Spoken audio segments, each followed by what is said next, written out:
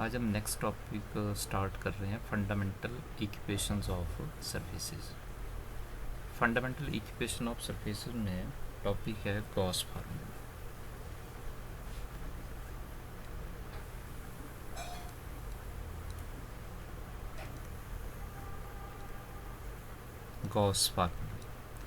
Gauss formula start करने से पहले प्रीवियस लेक्चर में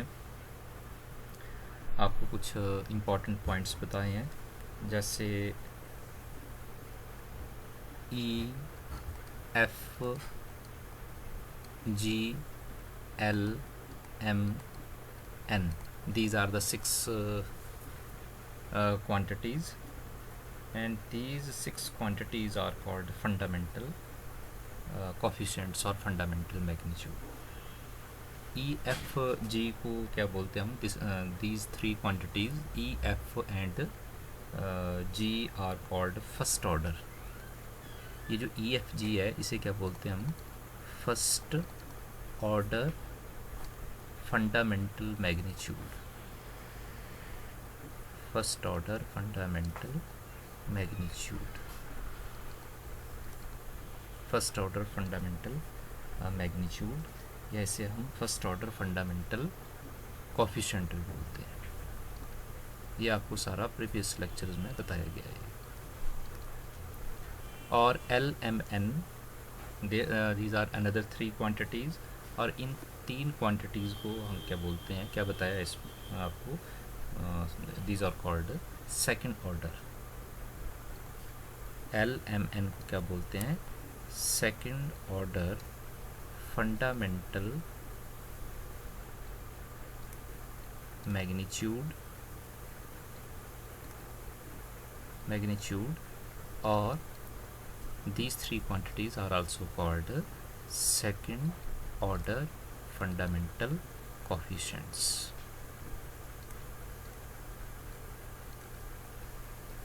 और क्या पॉइंट बताया? एक और पॉइंट बताया था n। ये n क्या है? ये this n is called unit normal vector। Unit normal vector, unit normal vector. और यूनिट नॉर्मल वेक्टर की वैल्यू भी फाइंड की थी, और वैल्यू क्या बताई थी? कैपिटल N की वैल्यू बताई थी R1 cross R2 over magnitude of R1 cross R2। This is equal to R1 cross product of R1 and R2, और ये जो मैग्नीट्यूड है R1 क्रॉस R2 का, इस मैग्नीट्यूड को किससे रिप्रेजेंट कर किया था? कैपिटल H से।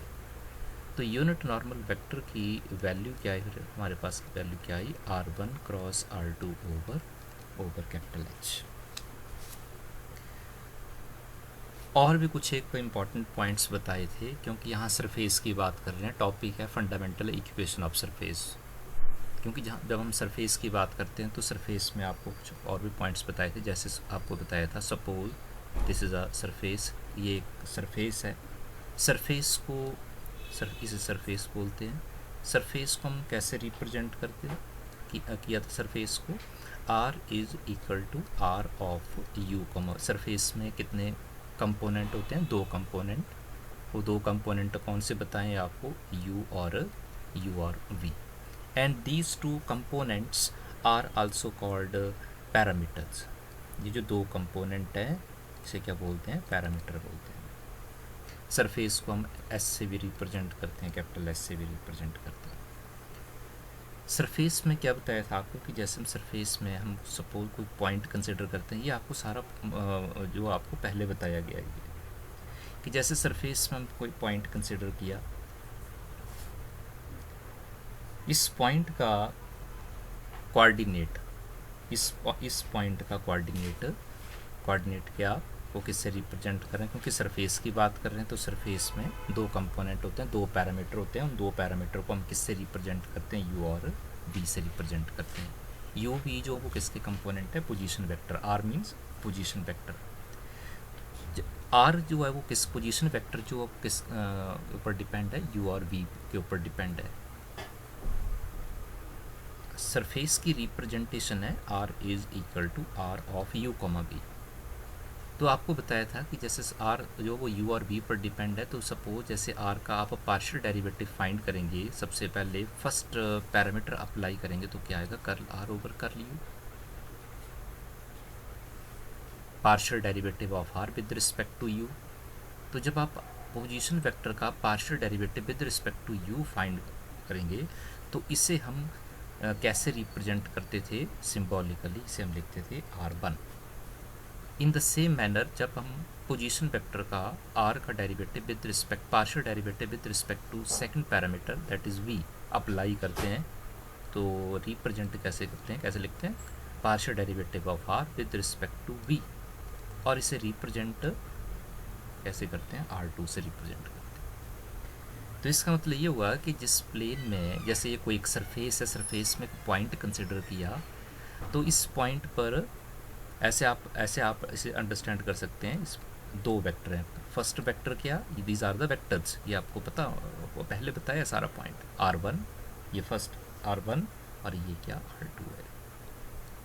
मतलब एक ही सरफेस में दो वेक्टर लाई कर रहे हैं R1 और R2, और ये n क्या है, ये दिस इज़ अ लाइन, ये n क्या है, this is a unit normal vector, this n be a unit normal vector to this point पे। मतलब जिस सरफेस में, जिस प्लेन में R1 और R2 लाई कर रहा है उसी प्लेन में, नॉर्मल है ये परपेंडिकुलर, तो जिस प्लेन में R1 और R2 वेक्टर लाई कर रहा है उसी प्लेन में यूनिट नॉर्मल वेक्टर भी लाई कर रहा है। मतलब ये तीन वेक्टर हैं, ये n, R1 और R2, ये एक ही प्लेन में लाई कर रहे हैं। अगर ये एक ही प्लेन में लाई कर रहे हैं तो यहाँ से एक और पॉइंट अंडरस्टैंड कर सकते हैं कि ये जो इसका मतलब हमारे पास तीन वेक्टर हैं, एक फर्स्ट n है, R1 है और R2, तो इसका मतलब ये तीन वेक्टर हैं और एक ही प्लेन में लाई कर रहे हैं। This means that we can say that these three are independent vector, these three are independent. तो आप इसे क्या बोल सकते हैं, ये कैसे वेक्टर हैं, इंडिपेंडेंट वेक्टर्स, इंडिपेंडेंट वेक्टर। तो ये पता होना चाहिए। और भी कुछ एक पॉइंट बताए थे, जैसे सरफेस की रिप्रेजेंटेशन क्या, R is equal to R of U, V। जैसे आपको अभी ऊपर बताया कि जब आप फर्स्ट पैरामीटर अप्लाई करेंगे तो यहाँ सिर्फ हम रिप्रेजेंटेशन की बात कर रहे हैं कि जब हम पार्शियल डेरिवेटिव फाइंड करेंगे पोजीशन वेक्टर का तो उसे लिखना, मतलब रिप्रेजेंट कैसे करना। तो जैसे सबसे पहले आ गया curl R over curl U, तो इसे कैसे रिप्रेजेंट किया, R1 से डिनोट किया। अगर हम दोबारा सेम पैरामीटर मतलब फर्स्ट वेरिएबल अप्लाई करते हैं तो क्या आएगा, curl over curl U of curl R over curl U, this is equal to. तो दोबारा अगर आप R1 का derivative curl R over curl U की वैल्यू R1 है, R1 का डेरिवेटिव मतलब सेम पैरामीटर अप्लाई करेंगे तो फिर इसे कैसे रिप्रेजेंट करते हैं, कैसे लिखते हैं, R1 लिखते हैं। तो ये पता होना चाहिए, ये सारा आपको पहले बताया गया है। इन द सेम वे जैसे सेकंड वैल्यू फाइंड की हमने कि R का derivative with respect to second parameter, second variable V है, तो क्या लिखा, curl R over curl V, curl R over curl V। तो इसे कैसे डिनोट कर रहे हैं, क्योंकि सेकंड पैरामीटर है तो यहाँ रिप्रेजेंटेशन सफिक्स क्या अप्लाई कर रहे हैं, U के लिए सफिक्स 1 और सेकंड पैरामीटर सेकंड वेरिएबल के लिए सफिक्स 2 अप्लाई कर रहे हैं R2। तो ये पता होना चाहिए। अगर हम सेकंड ऑर्डर फाइंड करें तो क्या लिखोगे आप, सेम पैरामीटर अप्लाई करते हैं, सेम वेरिएबल अप्लाई करेंगे तो क्या आएगा, curl over curl V of curl R over curl R over curl V।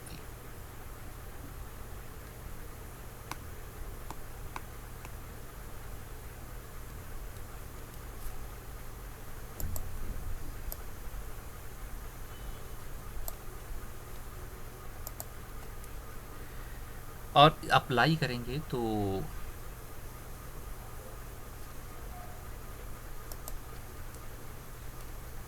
फिर इसे हम कैसे लिखेंगे, कैसे रिप्रेजेंट करेंगे, क्योंकि curl R over curl V को हम कैसे रिप्रेजेंट कर रहे हैं, R2 से, तो सेम पैरामीटर अप्लाई कर रहे हैं तो इसे आप कैसे लिखेंगे, R22, क्योंकि सेम पैरामीटर V अप्लाई कर रहे हैं तो सफिक्स 2 अप्लाई कर रहे हैं, R22।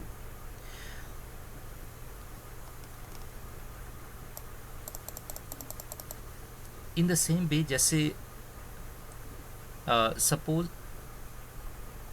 Curl R over curl U को आप रिप्रेजेंट कर रहे हैं R1 से, ये है आर का derivative, partial derivative with respect to. अगर आप सेकंड पैरामीटर वी अप्लाई करते हैं इसके ऊपर तो क्या आएगा, curl over curl V of curl R over curl U. तो curl R over curl U की वैल्यू R1 है, तो R1 का partial derivative with respect to V, क्योंकि जब आप सेकंड पैरामीटर अप्लाई कर रहे हैं तो सफिक्स 2 आएगा भी, तो सफिक्स 2 आएगा, अप्लाई कर रहे हैं। तो इसे कैसे लिखेंगे, R21, या आप जैसे curl R over curl V है तो इसे डिनोट कर रहे हैं हम R2 से। अगर first parameter first variable apply करते हैं, मतलब curl R over curl V का partial derivative with respect to U find करते हैं, क्योंकि curl R over curl V है तो ये R2 है, तो R2 का partial derivative with respect to, तो इसे क्या लिखेंगे, R12। तो these are the some representation, ये सारे पॉइंट आपको पहले बताएंगे। और भी पॉइंट बताएं वे, क्या क्या रिजल्ट फाइंड किए थे, और भी रिजल्ट फाइंड किए हैं, वो क्या क्या रिजल्ट बताए हैं। कैपिटल L M और N, ये तो आपको बताया भी कि कैपिटल L M N क्या है, ये these are the fundamental coefficient fundamental magnitude. कौन सा फंडामेंटल मैग्नीट्यूड, सेकंड ऑर्डर। तो इन तीन fundamental second order fundamental coefficient है ये, इन तीनों के ही हमने वैल्यू भी फाइंड की थी, क्योंकि ये जो तीन fundamental second order fundamental coefficient है, ये तीन फंडामेंटल कोफिशिएंट है, ये किसके रिजॉल्व पार्ट्स हैं, ये R11 R12 या R21 R22।